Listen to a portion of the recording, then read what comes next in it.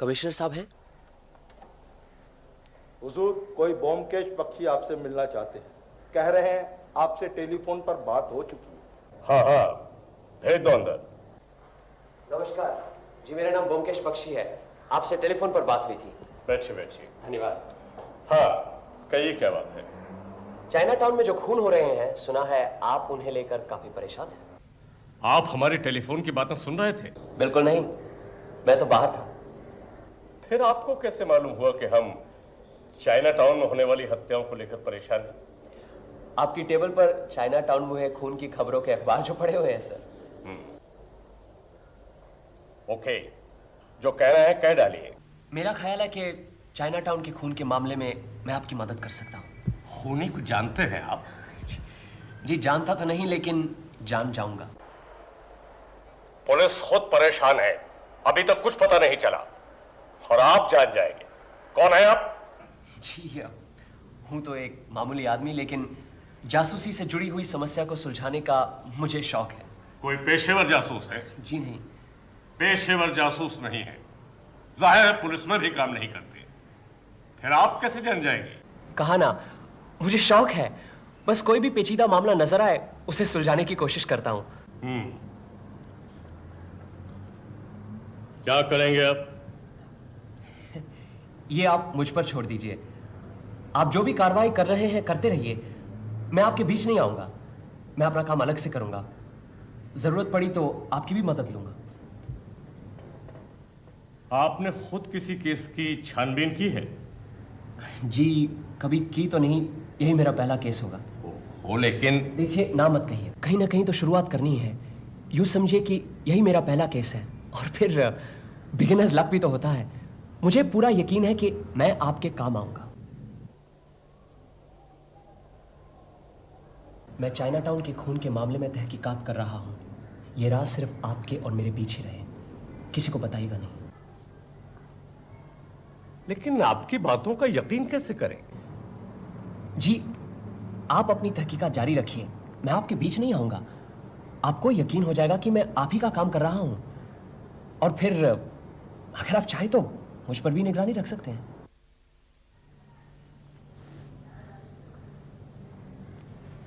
Okay young man, go ahead. Wish me good luck sir. Good luck. Byomkesh Bakshi. Good luck Byomkesh Bakshi.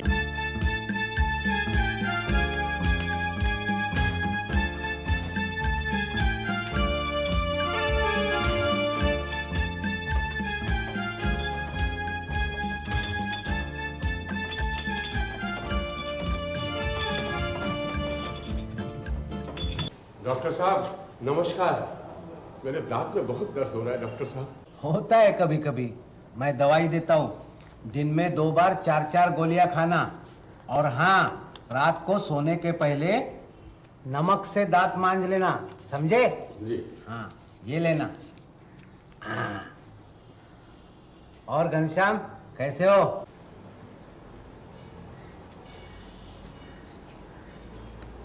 अनुकूल बाबू doctor तो अच्छे हैं, कम से कम अपने लॉज के लोगों से दवाई का पैसा तो नहीं लेते। पैसा लेकर करेंगे वो क्या? न बीवी न बच्चे।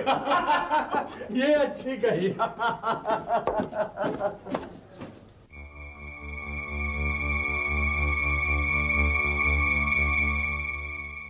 जी यहाँ रहने की कोई जगह मिल जाएगी? कहाँ से आए आप? यही कलकत्ते से रहने की जगह ढूंढ रहा हूँ, कहीं मिलती नहीं, सब फुल। सीजन के बीच में कहाँ मिलेगी? यहाँ भी नहीं है। यहाँ नजदीक कोई और लॉज है क्या? है 2-3, वहाँ भी मिलेगी कि नहीं कह नहीं सकता। वैसे यहाँ का पता आपको किसने बताया? जी किसी ने नहीं, बस यूं ही देखता हुआ यहाँ से गुजर रहा था, सामने बोर्ड पड़ा अनुकूल लॉज, बस चला आया। हमारे यहाँ सिर्फ 5 कमरे हैं जहाँ लोग सालों से रह रहे हैं। पिछले महीने रामेश्वर बाबू रिटायर हो गए, तब जाके एक कमरा खाली हो गया। ये अजीत बाबू 7 महीने से चक्कर काट रहे थे, वो रूम ही ने दे दिया। फिर तो वही गंदे मोहल्ले में रहना पड़ेगा। और तो कुछ नहीं, सिर्फ डर लगता है जो थोड़ा बहुत रुपया है कहीं चोरी ना हो जाए। 3-4 महीने के बाद एक चक्कर लगा लीजिए, अगर कोई रूम खाली हो गया तो ठीक है, एक गिलास पानी मिलेगा? जी हाँ, क्यों नहीं।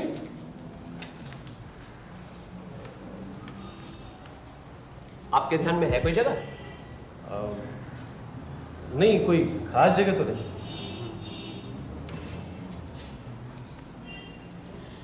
वैसे यहाँ के कमरे काफी बड़े हैं। हाँ, बड़े तो हैं। एक कमरे में दो दो आदमी नहीं रह सकते? शायद कोई राजी नहीं होगा। आप चाहे तो मेरी मदद कर सकते हैं। जी? मैं कमरे का पूरा भाड़ा देने को तैयार हूं, प्लीज। लेकिन आपको मेरे साथ रहने में परेशानी होगी। जी, परेशानी की क्या बात है, नेकी और पूछ पूछ, फिर ऐसा मौका बार बार थोड़ी मिलता है। कितना एडवांस चाहिए आपको? अरे अभी रहने दीजिए, जल्दी भी क्या है। और फिर एडवांस तो लॉज के मालिक को देना है। अच्छा, पानी। आपका नाम क्या है? मेरा नाम मेरा नाम मनोज कुमार। मनोज कुमार। कहाँ काम करते हैं आप? बस रहने की जगह मिल गई, अब काम भी मिल जाएगा। वैसे नौकरी की उम्मीदवारी कर रहा हूँ। आप अजीत कुमार बनर्जी। कहाँ काम करते हैं? कहीं नहीं, तभी तो यहाँ बैठा हूँ बेकार। वैसे लिखने का काफी शौक है मुझे। मैगजीन पत्रिकाओं में कभी कभी कुछ छप जाता है। डॉक्टर बाबू, इनकी परेशानी देखकर मैंने इनसे कहा क्यों ना हम दोनों एक साथ मेरे कमरे में रहें। ये राजी हैं। आपकी बड़ी मेहरबानी होगी डॉक्टर बाबू। एक ही कमरे में दो आदमी? हाँ डॉक्टर बाबू, कमरा बहुत बड़ा है और फिर हम दोनों हम उम्र हैं, वक्त कट जाएगा। सोच लीजिए, कोई अपने कमरों में दूसरों को नहीं रखता। कोई बात नहीं डॉक्टर बाबू, मुझे कोई एतराज नहीं। मुझे भी। खैर, जब आप दोनों राजी है तो मुझे क्या, आधा आधा पैसा बांट लीजिए। जी, जाइए अपना सामान ले आइए। धन्यवाद।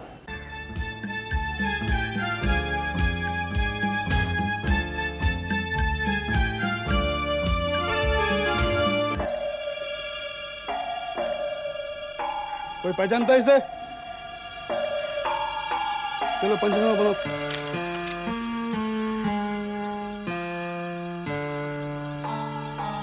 अरे इतनी जल्दी आ गए आप?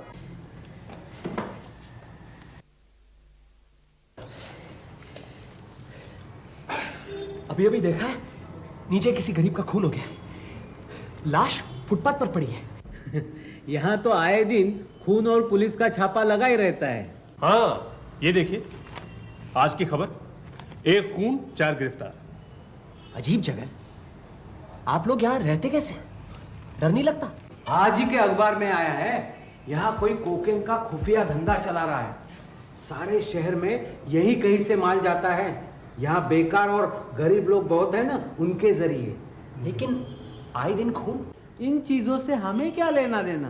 बड़े शहरों में तो ये सब होता ही रहता है। अजीत बाबू, हाँ? इन्हें अपना कमरा दिखाइए। आइए। चलिए, इस गधे के बोझ से तो छुटकारा मिले। क्या बात है ईश्वर बाबू? कुछ नहीं, यूं ही जरा।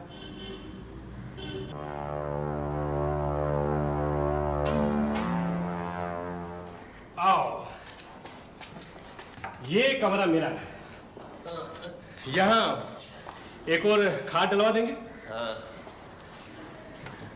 आप तो यहाँ 1 महीने से रह रहे हैं। हाँ, यहाँ तो अक्सर खून होते रहते हैं। कभी कुछ देखा है? नहीं। आपकी इस खिड़की से तो नीचे सब साफ नजर आता है। यहीं पे तो देखा सुबह कोई मरा पड़ा है। होगा, हमें तो सब कुछ अखबारों से पता चलता है। अच्छा मनोज बाबू, यहाँ दोपहर का खाना सिर्फ मैं खाता हूँ, बाकी सब लोग 10 बजे तक खा पी कर ऑफिस चले जाते हैं। आप कब खाना चाहेंगे? आज सुबह के खून को लेकर अब तक 4 खून हो चुके हैं। आपको तो लगता है हमसे ज्यादा मालूम है। खैर, शाम को 8:30 बजे सभी लोग इकट्ठा खाते हैं, यही यहाँ का नियम है। अच्छा, आपके मन में कभी कोई दिलचस्पी नहीं पैदा हुई? खूनी कौन है, उसका मकसद क्या है?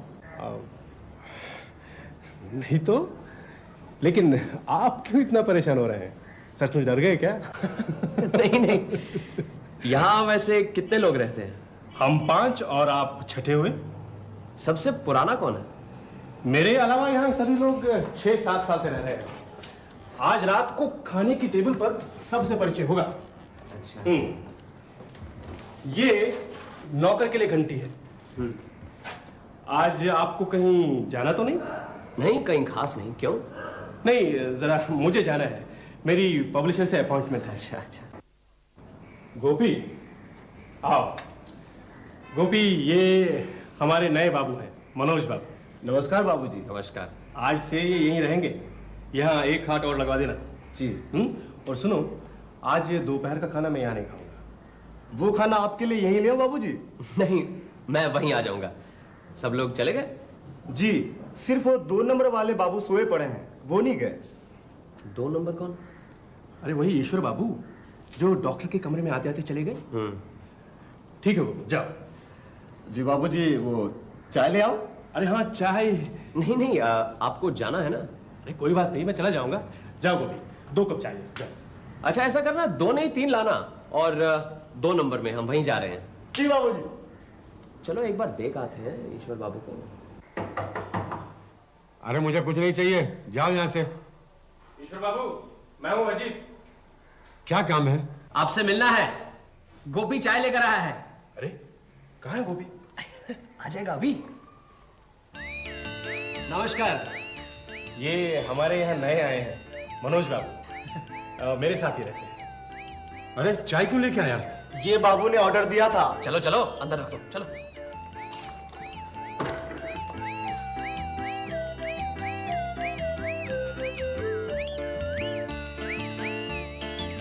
अरे मनोज बाबू, बैठो। नहीं नहीं, आप बैठिए बैठिए बैठिए।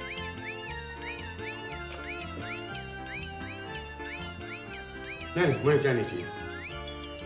अच्छा ला लो। क्या बात है ईश्वर बाबू, नीचे से डॉक्टर बाबू को बुलाऊं, या आप कहें तो बाहर से डॉक्टर घोष को बुलाता? नहीं नहीं, उसकी कोई जरूरत नहीं है। नहीं, आज सुबह भी आप कुछ घबराए हुए थे। घबरा तो सुबह मैं भी गया था। आज पहला दिन है। सुबह आते ही देखा लॉज के बाहर लाश पड़ी हुई।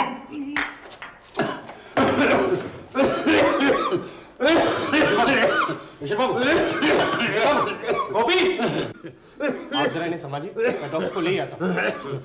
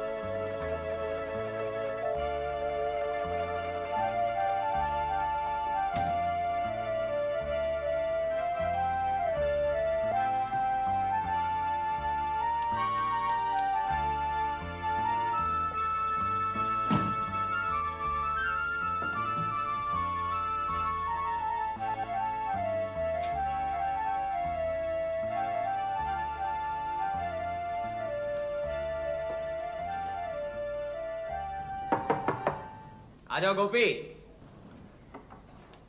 चाय लाऊं बाबूजी? बाद में। ईश्वर बाबू ने फिर तो नहीं बुलाया? नहीं बाबूजी।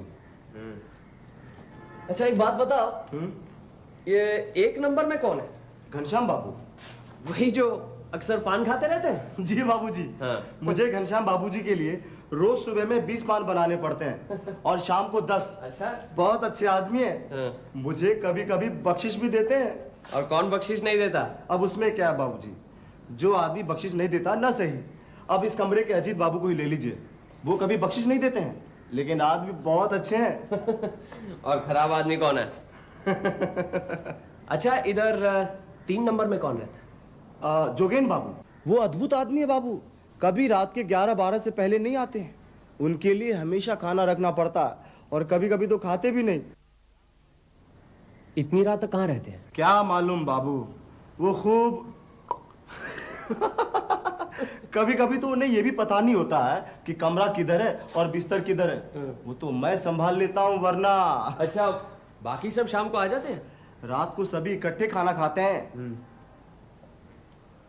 चाय लाऊं बाबूजी? अरे चाय की जरूरत होगी तो हम खुद बता देंगे, तुम बार बार चाय क्यों पूछते हो? वो क्या है बाबूजी की आप सबकी चाय बनती है तो उसमें थोड़ा मुझे भी मिल जाती है। क्या बख्शीश? अच्छा ये इधर वाला 5 नंबर? वो तो कभी किसी से बात ही नहीं करते हैं, बस किताब और किताब हमेशा पढ़ते रहते हैं। और छुट्टी वाले दिन तो नहीं बाबूजी, हम वो नहीं बताएंगे। क्यों, क्या करते हैं छुट्टी वाले दिन? आप यहाँ कितने दिन रहेंगे बाबूजी? रहेंगे बहुत दिन। ये रखो बख्शीश। अब खुश? अच्छा अब बताओ, ये 5 नंबर वाले बाबू छुट्टी वाले दिन क्या करते हैं? बाबू हाँ। वो सुबह से रात के 9 बजे तक कम से कम 10 बार चाय पी जाते हैं। 9 बजे तक क्यों, तुम बाद में भी पिलाते रहो। अरे नहीं बाबूजी, हफ्ते में 3-4 बार रात के 9 से 12 बजे तक बाइस्कोप देखते हैं। और इनके नाम से भी बहुत डर लगता है, भूतनाथ बाबू। भूतनाथ? 9 से 12 सिनेमा? आप ये सब क्यों पूछते हैं, आप भी क्या लिखते हैं? हाँ मैं। और कौन लिखता है? ये कमरे के बाबू, अजीत बाबू। अच्छा देखो गोपी, ईश्वर बाबू का जरा ख्याल रखना। उन्हें किसी चीज की जरूरत पड़े तो उन्हें लाकर देना, या तो फिर हमें बताना। और अगर वे बाहर जाना चाहे तो भी हमें बताना। हाँ? उनकी तबीयत जरा खराब है, इसलिए उन्हें बाहर अकेले नहीं जाना चाहिए। ठीक है जी। और सुनो, हाँ चाय नहीं पिलाओगे? अभी लाया बाबू।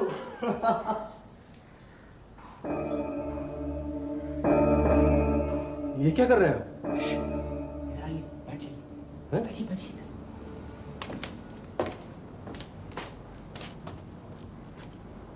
अजीत बाबू एक काम कीजिए, जरा ईश्वर बाबू को दिखाइए क्या कर रहे हैं। चाहिए ना प्लीज, जरा दिखाइए। पर क्यों? नहीं चाहिए ना।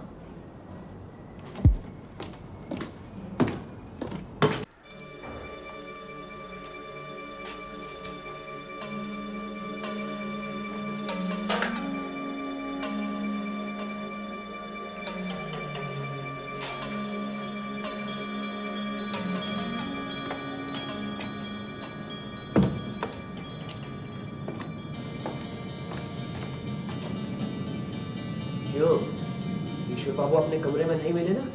नहीं, लेकिन आप यहाँ लेटे हुए क्या कर रहे हैं? ईश्वर बाबू नीचे डॉक्टर के कमरे में है।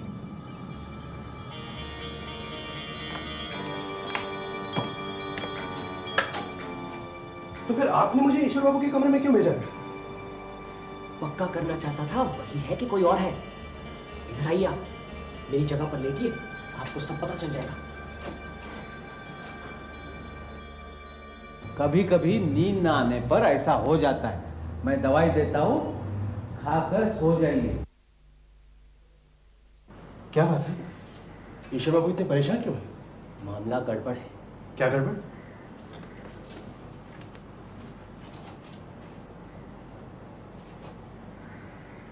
ईश्वर बाबू अपने कमरे में जा रहे हैं। हाँ?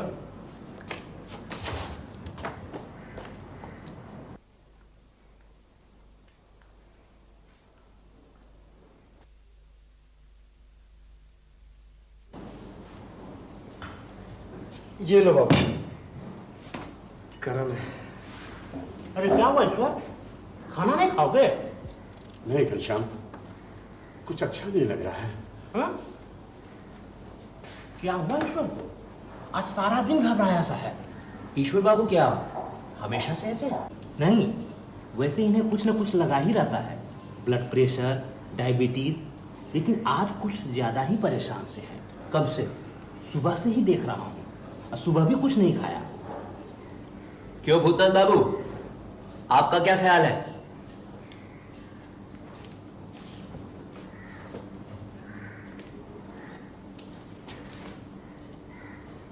ये ज्यादा किसी से बातचीत नहीं करते। अजीत, अजीत, अजीत उठो, ईश्वर बाबू दरवाजा नहीं खोल रहे। उठो, चल, चल,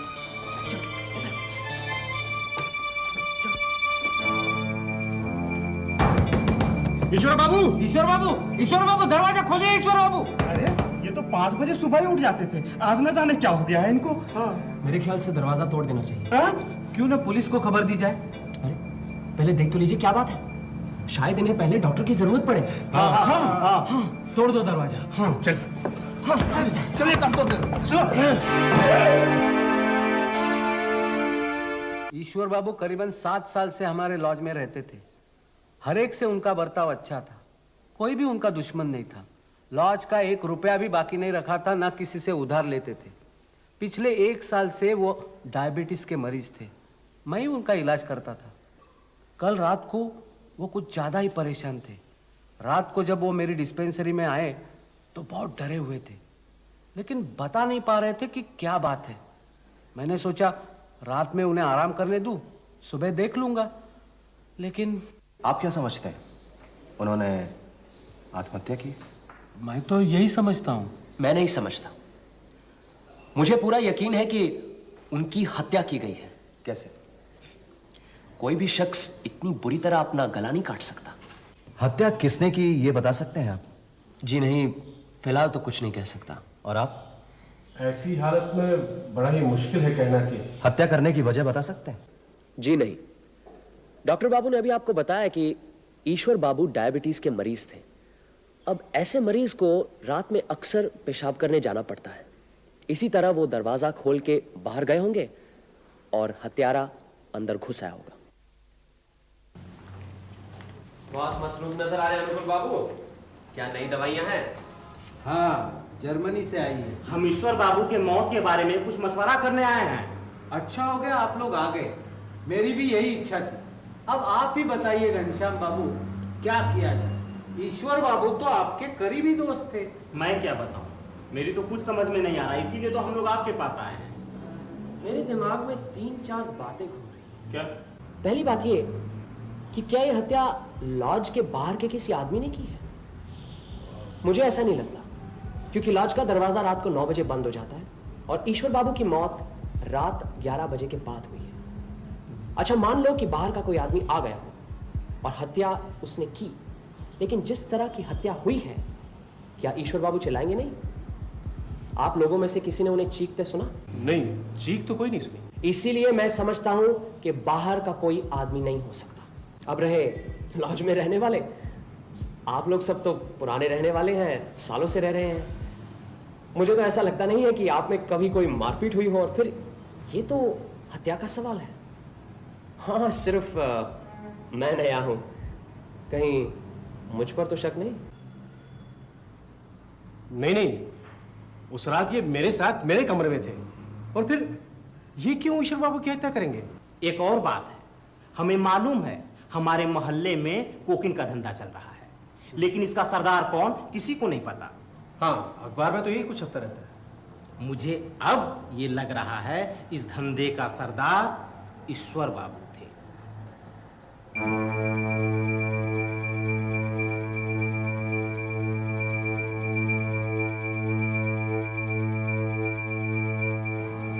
ये आप कैसे कह सकते हैं? मैं इसलिए कह रहा हूं कि ईश्वर बाबू को शायद यह शक हो गया था कि वो पकड़े जाएं। हाँ, ये हो सकता है। उस रात ईश्वर बाबू बहुत घबरा गए थे।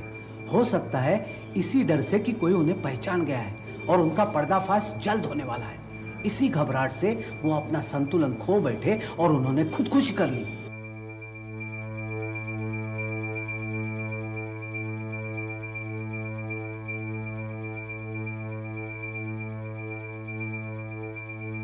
चलिए यही रिपोर्ट थाने में लिखवा देते हैं। आपके नाम गिरफ्तारी का वारंट है। आपको इसी समय पुलिस स्टेशन चलना पड़ेगा। रामधन सिंह जी, गिरफ्तार करना है।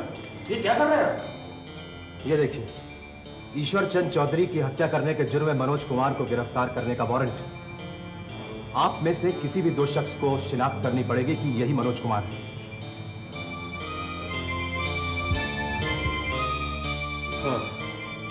चलिए पुलिस स्टेशन। इसकी कोई जरूरत नहीं, मैं खुद ही चलता हूँ। घबराओ मत अजीत, जल्दी वापस आ जाऊंगा। चलिए। ये देखो क्या सोच रहे थे और क्या हो गया।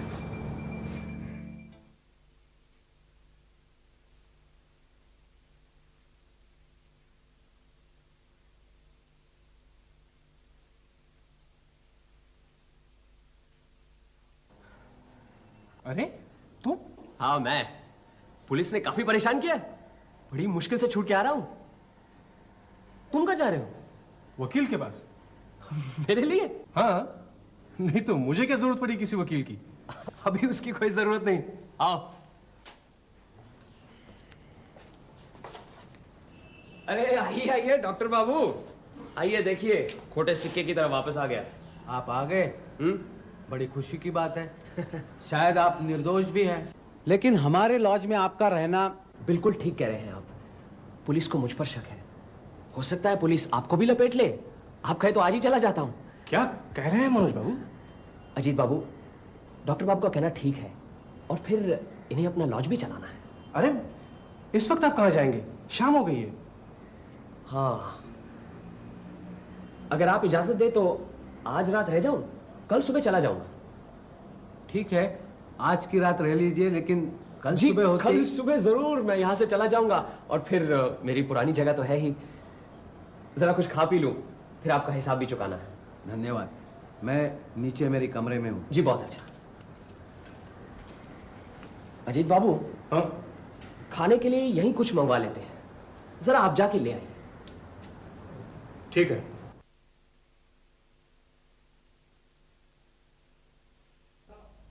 बैठिए। और ये रही आपकी आज तक की रहने की रिसीप्ट। डॉक्टर बाबू, कल से बिल्कुल सोया नहीं।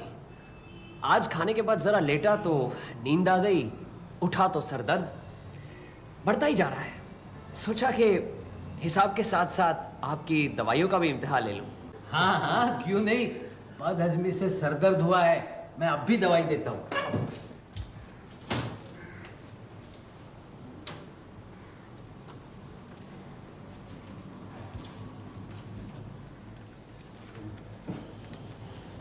ये लीजिए, और आज रात को कुछ न लीजिए, ये दवाई खाकर सो जाइए। अच्छा, ये लीजिए आपके पैसे। नहीं नहीं, इसके पैसे की जरूरत नहीं है। नहीं नहीं, मैं तो भाड़े के पैसे दे रहा हूँ। हाँ। और अजीत बाबू, हाँ? ये आपके लिए दवाई। मेरे लिए? हाँ, तबीयत ठीक रहेगी, सोते समय लेना। ले लो ले लो, होम्योपैथी की दवाई से कभी किसी को कोई नुकसान नहीं हुआ।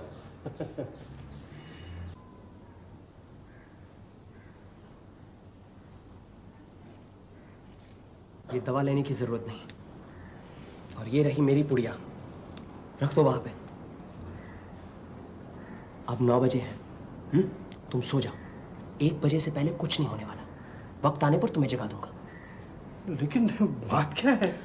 बहुत कुछ, बस जैसा मैं कहूं वैसा करते जाओ।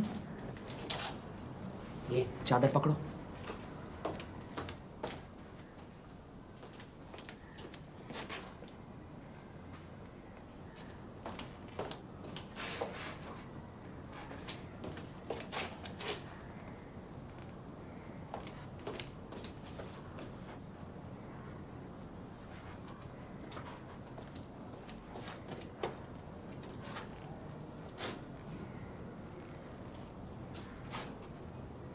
लाओ, चादर ढक दो।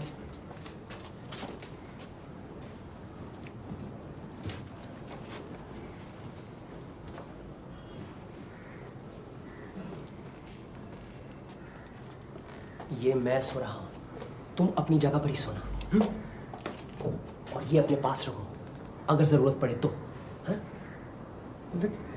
ये क्या कर रहे हो?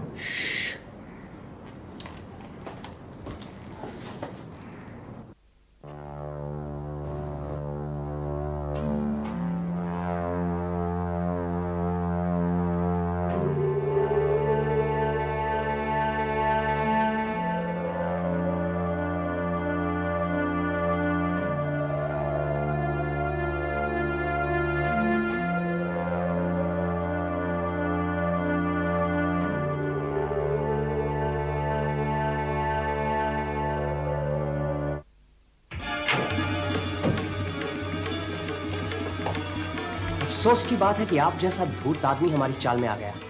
खबरदार, हिलिएगा नहीं और अपना छुरा नीचे डाल दीजिए। मैंने कहा छुरा नीचे डाल दीजिए और हाथ ऊपर कीजिए। अजीत बाबू, उधर की खिड़की खोल दीजिए। नीचे पुलिस तैयार खड़ी है, खिड़की खुलते ही यहां आ जाएगी। पुलिस क्या करेगी? मेरा गुनाह क्या है? कोई खून किया तो नहीं है? गुनाह क्या एक है, लंबी फहरिस्त है। इंस्पेक्टर साहब, इस डॉक्टर बाबू को बोमकेश बख्शी का खून करने की कोशिश के अपराध में गिरफ्तार कीजिए। कौन बोमकेश बख्शी? मैं। तुम? हाँ। ये सब बकवास है। पुलिस और इस आदमी की साजिश है, जो अपने आप को कभी मनोज कुमार और कभी बोमकेश बख्शी कहता है। मुझ पर झूठा आरोप लगाया जा रहा है। मैं देख लूंगा। अदालतें खत्म नहीं हो चुकी है। मैं तुझे छोड़ूंगा नहीं, लंदन तक जाऊंगा। खर्चे की मुझे परवाह नहीं है। खर्चे की परवाह क्यों करने लगे? आखिर कोकेन के धंधे के पैसे जाएंगे कहां? इंस्पेक्टर साहब, ये दवा की पुड़िया भी रखिएगा, जरूर इसमें मॉर्फिन मिला हुआ है। नहीं, इन्होंने हमें आज रात खाने के लिए दी थी। इसकी केमिकल जांच करवाइएगा और अपनी फर्स्ट इंफॉर्मेशन रिपोर्ट लिखिए। अरे आ गए हम। हाँ, आप ही ने तो कहा था 7-8 दिन लग जाएंगे। हाँ कहा तो था, लेकिन 4 दिन में काम हो गया। कोई आया था? नहीं। ठीक है, जाओ चाय लाओ। जी बैठो जी। ये है मेरे रहने की जगह। जगह तो बहुत अच्छी है। कब से रह रहे हो? 2 साल हो गए। बस कुछ दिन तुम्हारे लॉज में मनोज कुमार बन के रहना पड़ा। ये सत्यन्वेषी क्या है? सत्यन्वेषी ये ऐसा है कि भाई डिटेक्टिव कुछ जमता नहीं और जासूस कुछ पुराना सा लगता है ना, इसलिए मैंने अपना उपनाम यानी कि टाइटल सत्यन्वेषी रखा है। सत्य की खोज करने वाला। लो अच्छा, चाय पियो।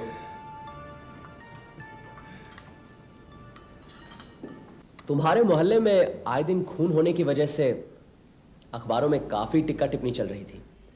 इसी सिलसिले में चाइना टाउन में मैंने 2-3 चक्कर लगाए, इधर उधर तहकीकात की और 2 जगह चुन ली। एक तो रॉयल बंगाल बोर्डिंग हाउस, दूसरा अनुकूल लॉज। पहले तुम्हारे लॉज में आकर रहा, सोचा कि पूरे मोहल्ले की छानबीन यहीं से करूंगा। तब भी थोड़ा सा शक था कि शायद दुश्मन का अड्डा यही लॉज है। फिर उस रात जब ईश्वर बाबू की हत्या हुई, तब मुझे पूरा यकीन हो गया कि कातिल डॉक्टर बाबू ही है। कैसे? उस रात करीबन 3 बजे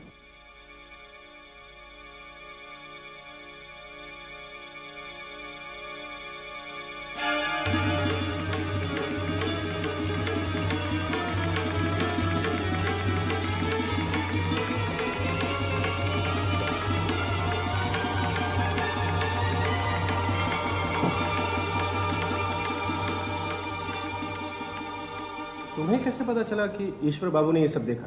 सुनो तो सही।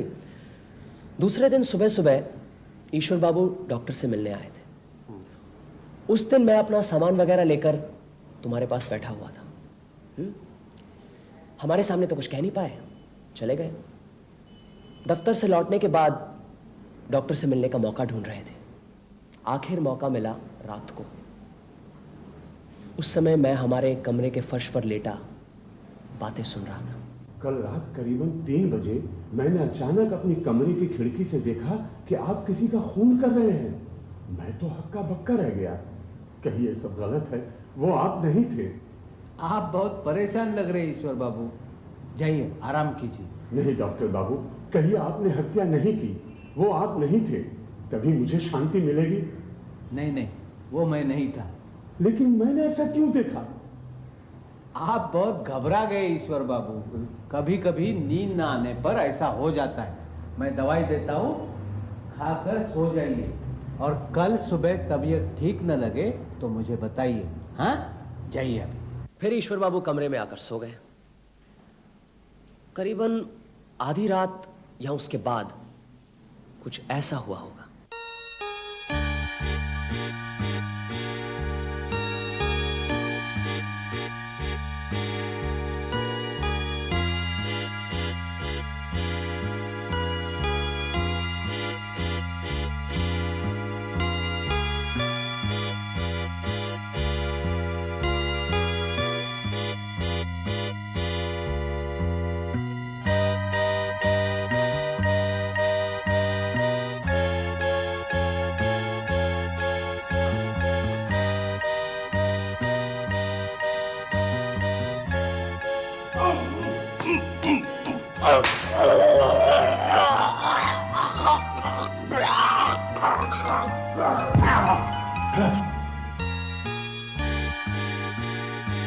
डॉक्टर काफी दिनों से कोकेन का धंधा चला रहा था।